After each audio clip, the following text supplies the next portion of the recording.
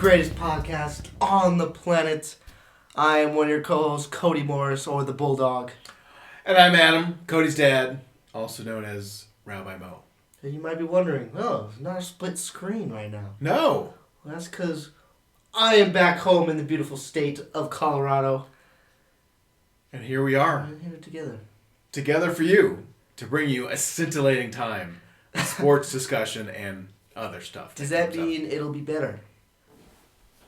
Who knows? Better than what? We're going to find then when we're online. We'll find out. Well, we've been streaming this podcast for one whole episode, I know. so... Well, if you wanted to see us awkwardly sitting really close and leaning into each other, you got it. Here we are.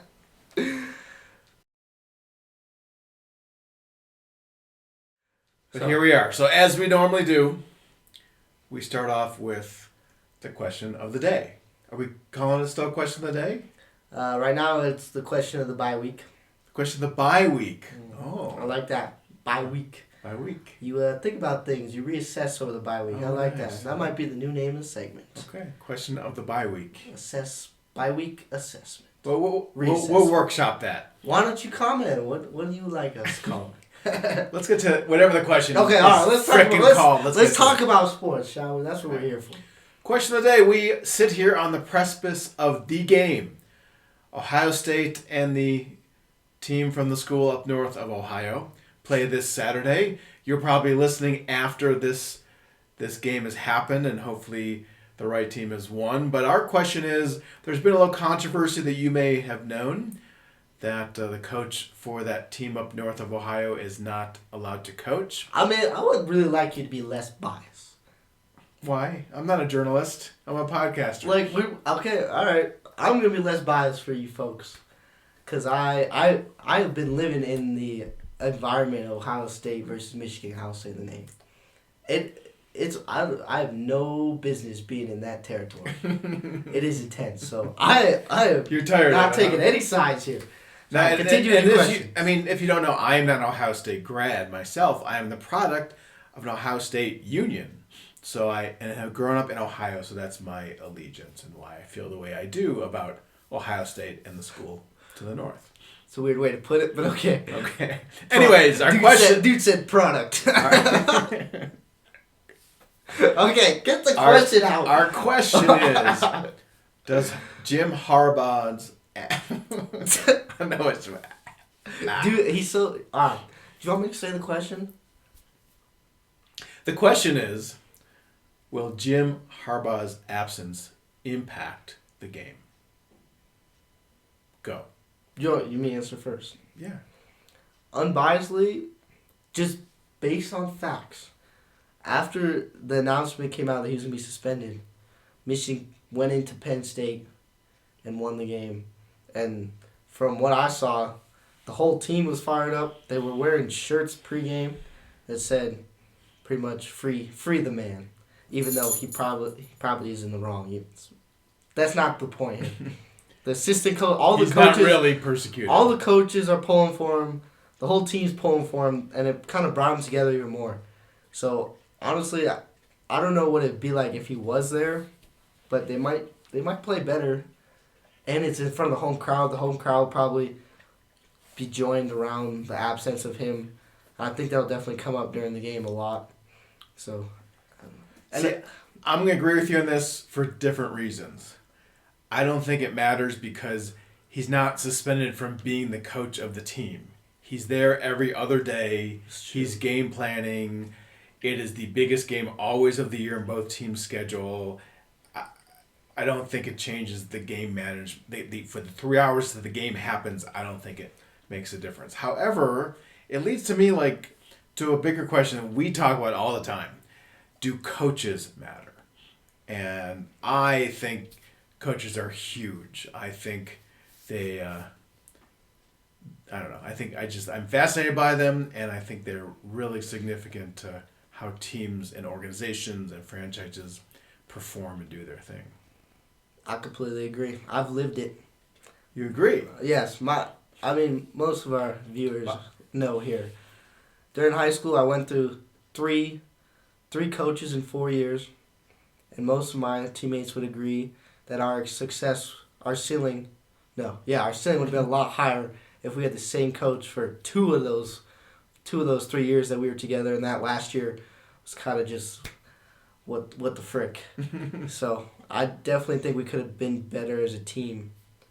But like during the actual game, like Harbaugh's situation, like you were saying, it's a rivalry game. There's so much emotion. I don't think it really matters if like in game if the coach is there or not. Like yeah, like in baseball he can give you signs, but it's the prep before, and like you said, he's been there all week. Yeah. So I really don't think there's that much difference. So why are you making fun of me for loving coaches so much then? Because you know their names and everything. Like they'll like if I feel like a coach is doing a good job, their name doesn't get mentioned. It's kind of like an offensive lineman. That's an umpire or a ref. If they're doing their job, you don't know who they are. Coach is totally different. Yeah, but like I don't know how many NFL coaches could you name? What's the difference if I name them? I don't know. It's just like an old guy that like. It's an old guy thing. I see. You would look at the players, the field first before you look at the sidelines. The coaches are often the things that are most consistent. The players, especially nowadays, don't stay around that long. It's the coaches who are consistent and leading and building the culture that the players are coming to and are successful at. I'm not saying players aren't important. I'm not saying that at all. But I mean, it's leadership. There's something about great creative leadership that. And I'm saying, older guys care, like acknowledge that more, and the younger guys care more about the flashy stuff, and that happens to be the players, unless you're Mike McDaniel, and then you're just kind of weirdly flashy. But I don't know. I don't think. Let's conclude here. Okay, wrap her up.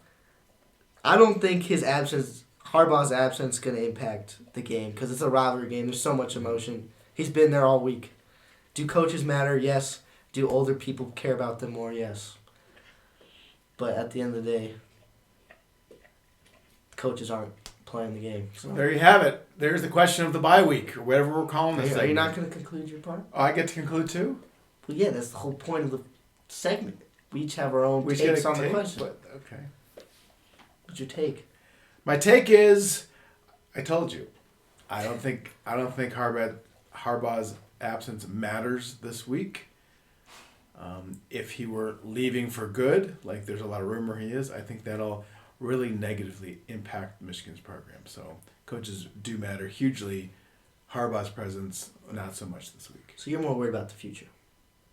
Big picture, I'd say. All right. Not future, big picture. Some fans old guy, say that this old is guy, big picture, young guy in the moment. There you go. That's true.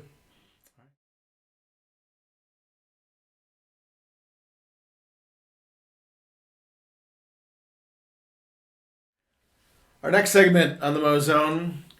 If you weren't with us last episode, Cody's having an existential crisis about his baseball allegiance. Yes. After growing up with the purple pinstripes of the Colorado Rockies, he's fed up with their lack of leadership, of competence, and we thought about maybe it's time to find a new allegiance. So I'm going to take some time, next couple episodes, present some options to him of some franchises to choose from. Am I open? Am I shopping? I don't know. We'll see. Well, we'll see what they are. I want you to be happy. Oh. I want you to be happy. Father. I appreciate so that. I want to find a good option for you that will bring you some joy. Okay? So the franchise I present for your consideration tonight are the Los Angeles Dodgers. Now, don't... It's okay. That's right. Just listen. Just listen. The Los Angeles Dodgers, now, they've been great, but they've not won. Maybe once in that 2020 year, which is a weird year anyways. So here you have a historic franchise. Goes back to the East Coast. Great history. You have a franchise that is committed to winning, has smart people in leadership, spends the money. But it's not like you're jumping on like the Yankees bandwagon, like they've won 26 or 7 World Series. This is a team that's kind of hard luck in the playoffs. So you kind of still have something to root for. It's not like you're just all like rooting for U.S. Steel like it's rooting for the Yankees. So you got that team, but they spend the money, they do the things, they have great players you want to root for, and aesthetically speaking, the Unis, classic. The Dodgers, the just classic look. Gorgeous old stadium as well. If we go visit, yes, I have. Oh, okay. Yeah, beautiful, beautiful place. Also, of all the fan bases, we don't want to get in trouble with too many people, but a good fan base, a knowledgeable fan base, a diverse fan base.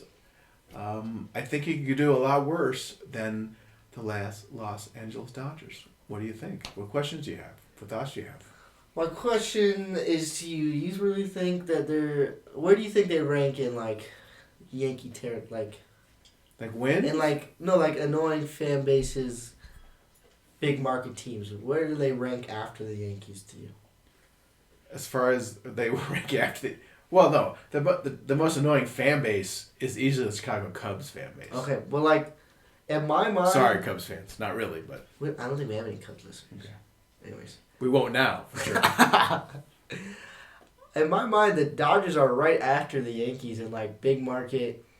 A lot, like, I would disagree that their fans are knowledgeable. I think their fan base is so huge, and most of those LA fans just like the swag. I don't really think they're that knowledgeable. They like to just go and be fair weather fans and be seen, huh? You're thinking about the leave early, arrive late, leave early. Yeah. Well, if you ever driven in LA, you know why they do that. Yeah, it didn't occur to me that you would say something like that. Oh, you didn't, huh? Okay, threw you a curve. Because we talk about how much they're annoying to the Rockies every single week, basically. Because they crush us. Because they're so much better than us. Then they're consistently better than us. They do all the things. That we want the Rockies leadership to do. It would feel almost like cheating on the Rockies though, like too much to just go and because the Rockies are so bad, it would feel like just going to the bandwagon of the good team in the NL West. That's always competing. That's what I was saying. They don't always win the World Series. They have a lot of disappointment. So they always win the division. They do always win the division, but still, it's not like you're jumping on the team that wins all the time. That's true. We're just talking about coaches. I do like the coach. Yeah, Dave Roberts. Yeah. I do like Dave Roberts. Mookie. I like Mookie. So if you're going to leave the Rockies, though, you can't worry about dissing them. That's true. And when they come, they come play here a lot. So. That was one of my points too. Team within division, you're going to see them more than any other team. You have the opportunity. If you're living in Colorado, although right now, living near Cincinnati, that's not a helpful thing for you. That's true. I didn't even think about that. You don't think next year. So okay, well, I like that. Oh, I'll keep it in mind. Okay, I'll put that in. Put the Dodgers to Ching on the list, and I'll present another one next time. I appreciate it. All right.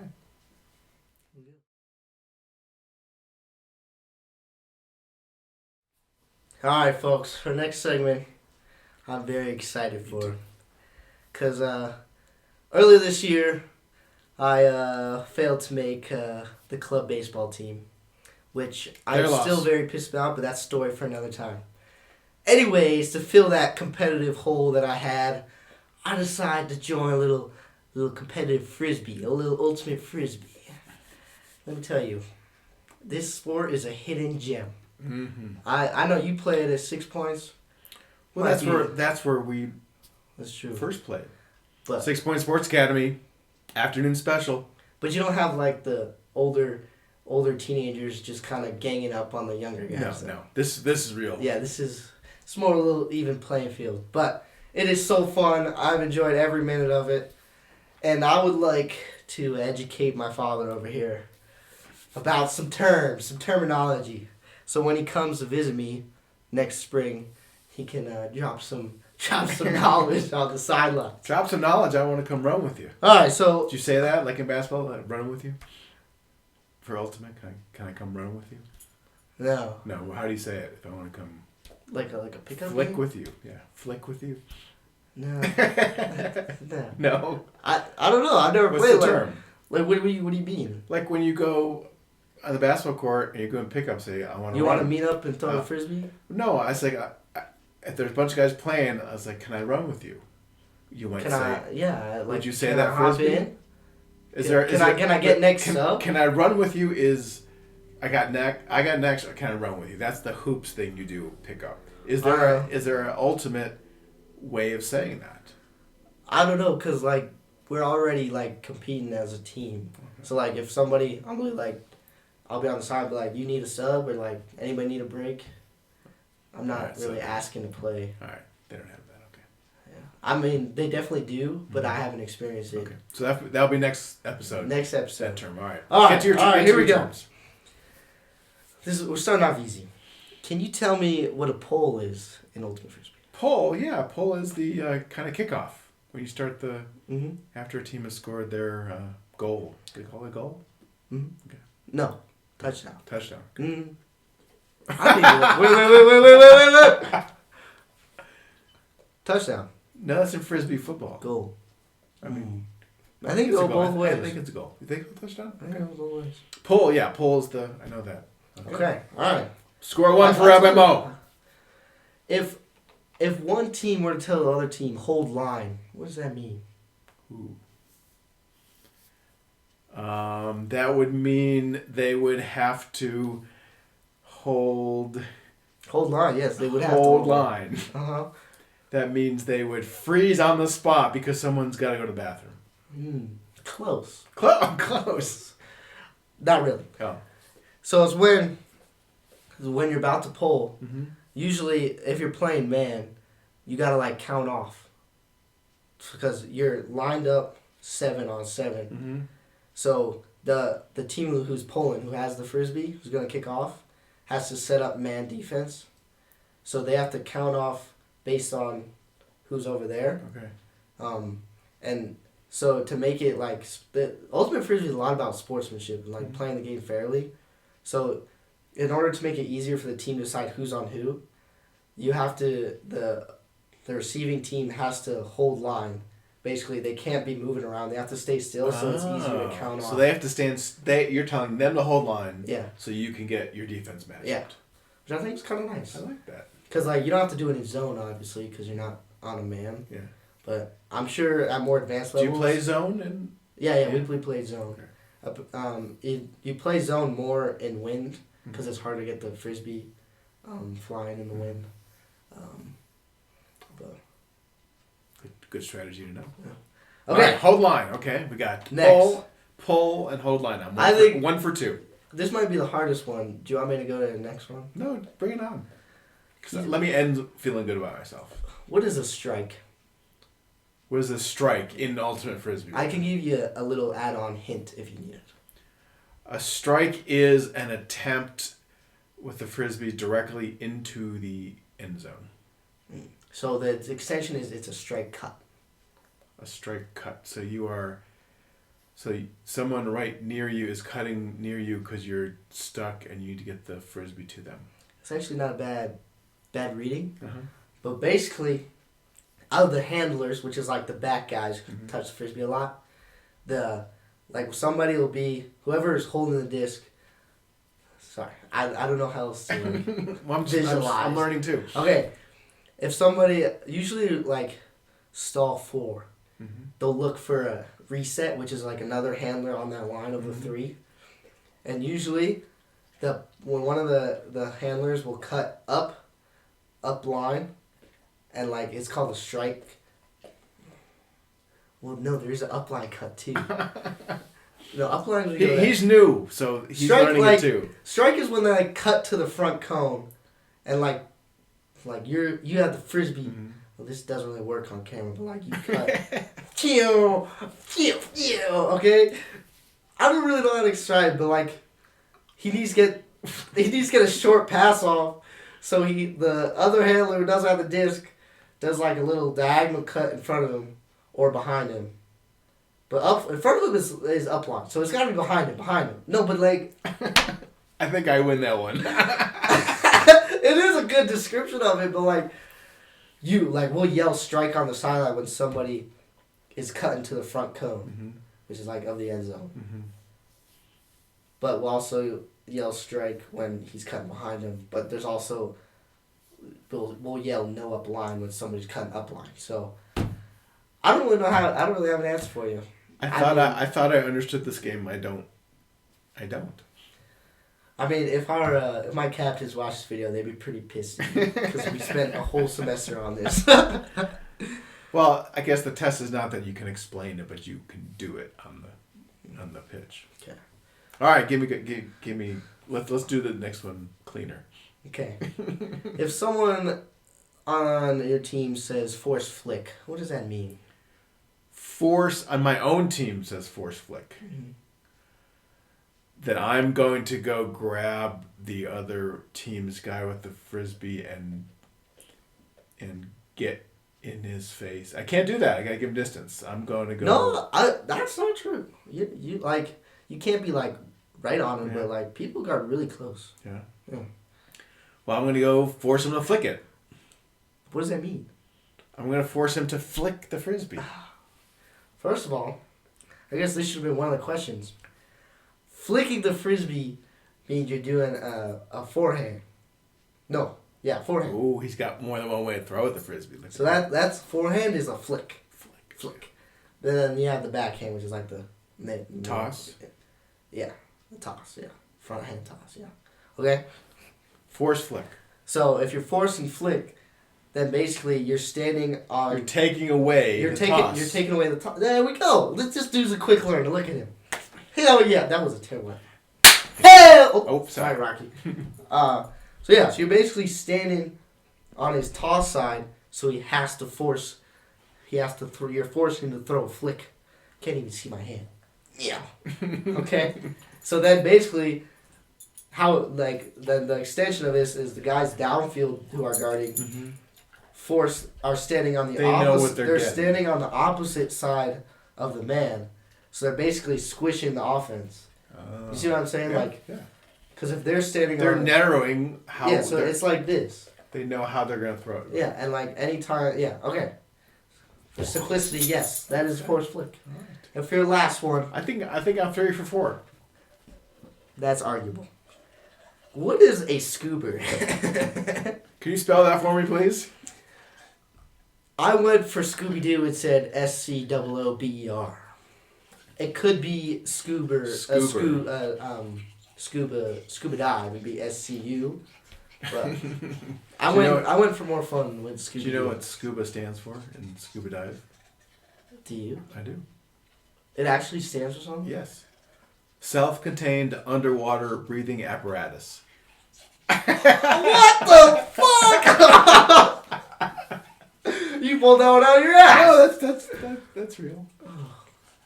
Anyways. Okay then. So you don't think it's that? It's the scoober. I mean, I don't really think anybody cares about the rest of this segment. That was pretty cool. Okay. Well, I think a scoober, just going, if it's like a onomatopoeia and it is what it sounds like, it's when you are doing a forehand toss of the frisbee and it is scoobing off the wind and kind of lifts up and gets out of control and goes out of bounds. That's a scoober. That's just called a bad toss. Oh. or a rookie toss. That's what I thought. What I just said was so they say that to you a lot. Yeah. Like, that was a stupid toss. Let the wind catch that thing. So what I described was an example of a scoober. No. Oh, yes, actually. Scoobers are really bad throws. Yeah. The thing is when you try, like, when you're back in near your own goal line and you think, I can hit the guy at the other goal line, and you just whip it and the frisbee just goes nowhere where you want it to go. That's a scoober. No. No, you didn't let me even finish. What the... I was telling you, like, most of the time, a scoober ends up being like that. Mm-hmm. But it's when you take a here, take my phone, for example. You see this? Take the phone, and the frisbee is turned inside out. Okay. And you're holding it, and you flick it like that. I can't really. Do we have like a little disc? No, we don't. Just explain. damn Just explain. Okay, so the frisbee's inside out. We do a lot of prep And for you- this, as you can tell. We have a high standard here at the Mosul. So you flick it up like so.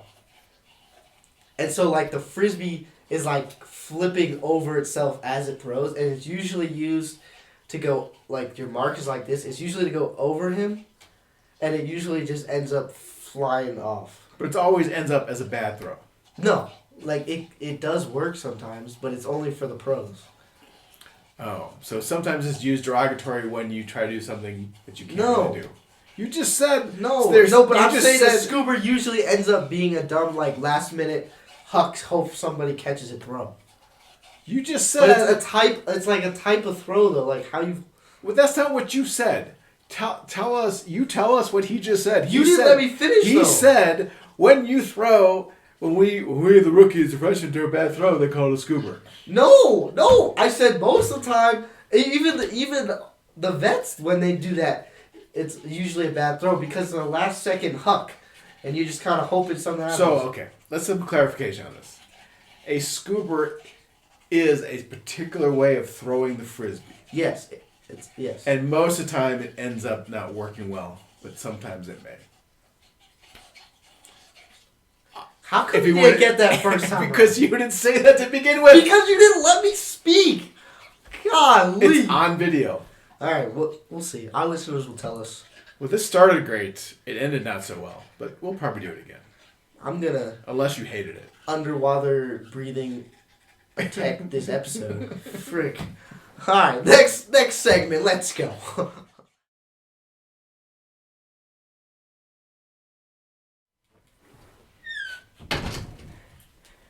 I'm ready. Okay. Oh Jesus! I can't even see. This is gonna make me nauseous. You want me to introduce it? Okay. Yeah. Wow. Ooh, he's usually in a sweatshirt. I don't have any prime posters, so. Our next segment is a new one, but a fan favorite so far. It's called Prime Time. Being in Colorado, having Coach Prime here has been quite an adventure. Yeah, I come along strong when I come. Whoa, pause! Resume. And so Cody and I thought that we will be fun to invite the spirit of Coach Prime, since he seems so to have things together as a coach and how important coaches are. And Arguably, I think I might be the top coach in the nation right now. Can you let me do the intro, please? Coach, whoever you are right now. Yes, sir. Anyways, to invite the spirit of Coach Prime to help us deal with some questions about just beyond college football up in Boulder. So I'd like to welcome the spirit of Coach Prime, who's inhabiting my friend the Bulldog. Welcome.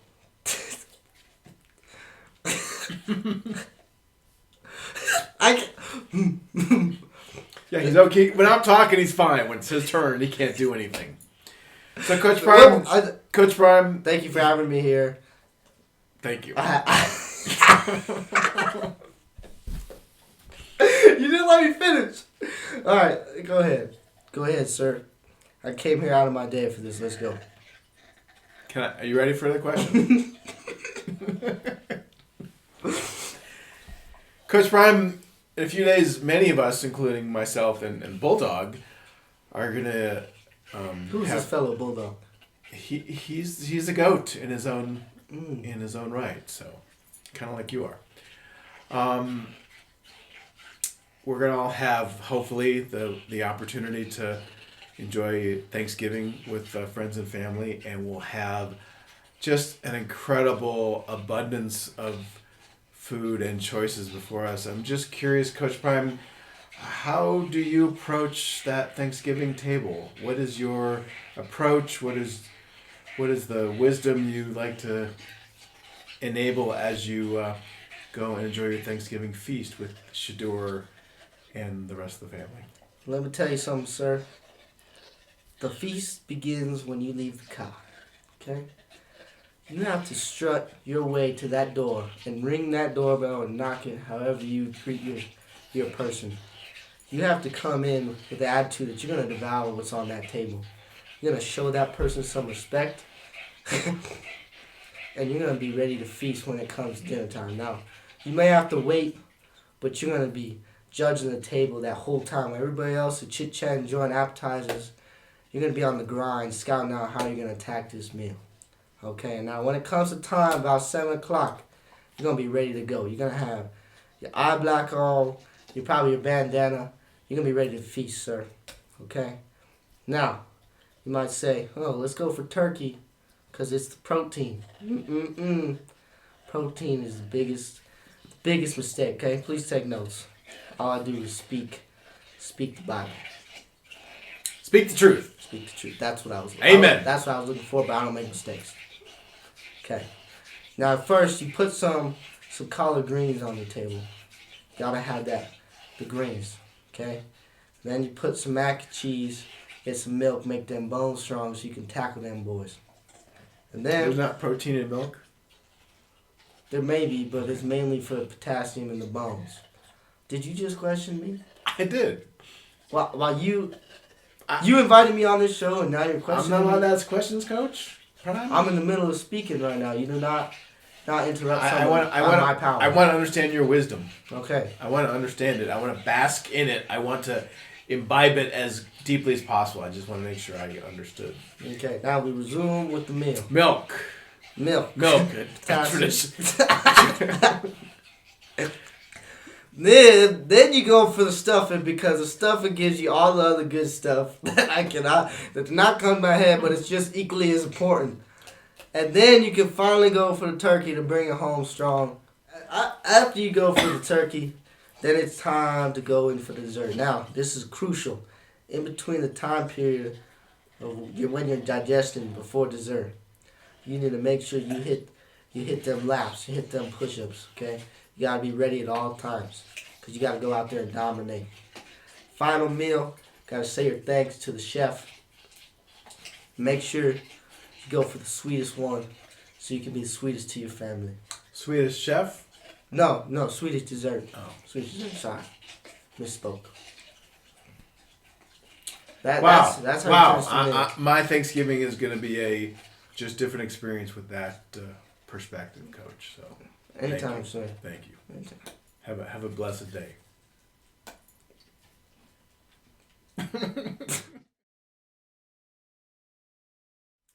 That does it for another eventful episode. Are we done already? I know. It'll probably end up being like 35 minutes still. But for our first time back together in 3 years in this room, not bad. And we have our lovely soundtrack in the background. Always better, and everything's better with Rock Dog. And what would we do without him? Have you remembered what you say when you wrap up the podcast? I have. I say, see you later. No. I say, see you next time. That's what you say. I say something like that. I know what you say. I say, I know what you say. We're not. Have a good night, everybody.